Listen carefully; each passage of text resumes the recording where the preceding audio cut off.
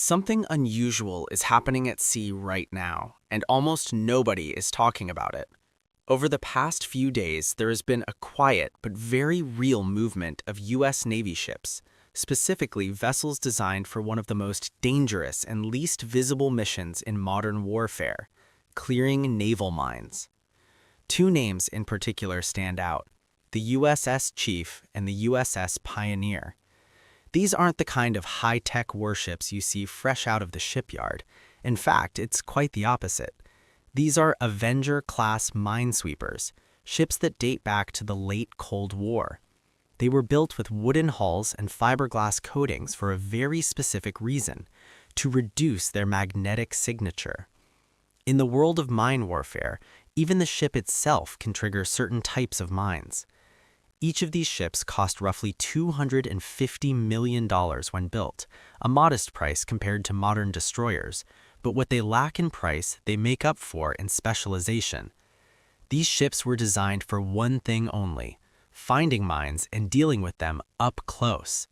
For years, many believed the Avenger-class was becoming obsolete, slowly being replaced by newer automated systems. Some were even approaching retirement. And yet here they are again, heading toward one of the most dangerous choke points on Earth, the Strait of Hormuz. This is a narrow stretch of water, only about 21 miles wide at its tightest point, where nearly a fifth of the world's oil passes every single day. So why bring these older ships back now? Why send slower vessels into one of the most tense regions in the world? Alongside them, we also have more modern vessels like the USS Tulsa and the USS Santa Barbara. These are very different ships, literal combat ships, or LCS, costing between $500 to $600 million each. They are built for speed and flexibility, reaching over 40 miles per hour and designed to swap mission modules depending on what the Navy needs. Mine warfare is just one of those roles. Not long ago, these modern ships were operating thousands of miles away, near Southeast Asia in places like Singapore and Malaysia. Their sudden repositioning raises a critical question: are they being pulled back, or were they repositioned ahead of something much bigger? When you see both older minesweepers and modern mine warfare ships moving toward the same region at the same time, it usually means one thing: preparation. Here is where the strategy splits. The Avenger-class ships, like the USS Chief and USS Pioneer, are built for direct action. They move slowly, sometimes just a few miles per hour when operating, and they are extremely precise. But most importantly, they go straight into the minefield. There is no distance, no buffer, just careful navigation and decades of experience. On the other side, ships like the USS Tulsa and USS Santa Barbara take a completely different approach. They don't need to enter the danger zone directly. Instead, they push the danger away from themselves, creating an invisible perimeter using advanced technology. They rely on drones, helicopters, and remote systems to do the risky work miles away from the ship itself. It's a debate of philosophy. Do you trust technology to keep you safe, or do you send in ships built to face the danger head-on? So when we say these newer ships don't enter the minefield, what does that actually look like? It's a sophisticated, layered system. Miles ahead of the USS Tulsa, you'll find unmanned surface drones, small robotic boats that can operate beyond the horizon. These drones tow advanced sonar systems, scanning the water and seabed in real time. If a mine detonates, it hits the drone, not the ship. The calculation is simple. Would you rather lose a machine worth a few $1,000,000 or a warship carrying over 100 sailors? The real work happens below the surface.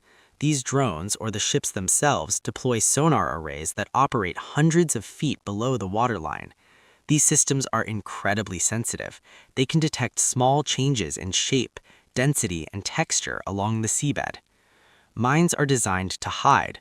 Some sit on the ocean floor, others are anchored and drift, and some are buried just enough to avoid detection. In busy waterways like the Strait of Hormuz, the seabed is cluttered with debris, old cables, and natural formations. Operators must stare at screens for hours, analyzing every shadow and anomaly to answer one question: Is that a rock, or is it something waiting to explode?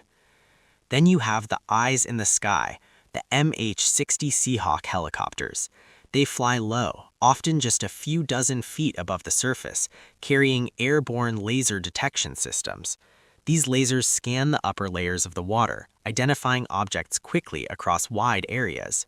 It's fast and efficient, allowing the Navy to map out potential danger zones much quicker than sonar alone.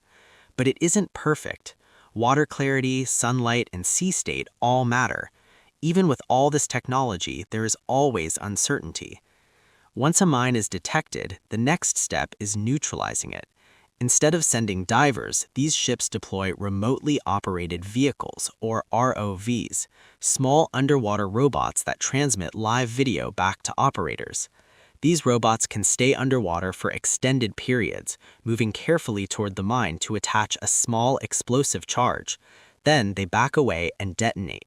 It's controlled, precise, and done without putting a single human life at risk. But here's the part that keeps commanders up at night. In mine warfare, you have to be right 100% of the time. If even one mine is left behind, it's enough to cause a disaster. To protect this delicate operation, the USS Frank E. Petersen and the USS Michael Murphy are already operating inside the Arabian Gulf. These are massive destroyers, each costing close to $2 billion and carrying the most advanced radar and missile systems ever put to sea.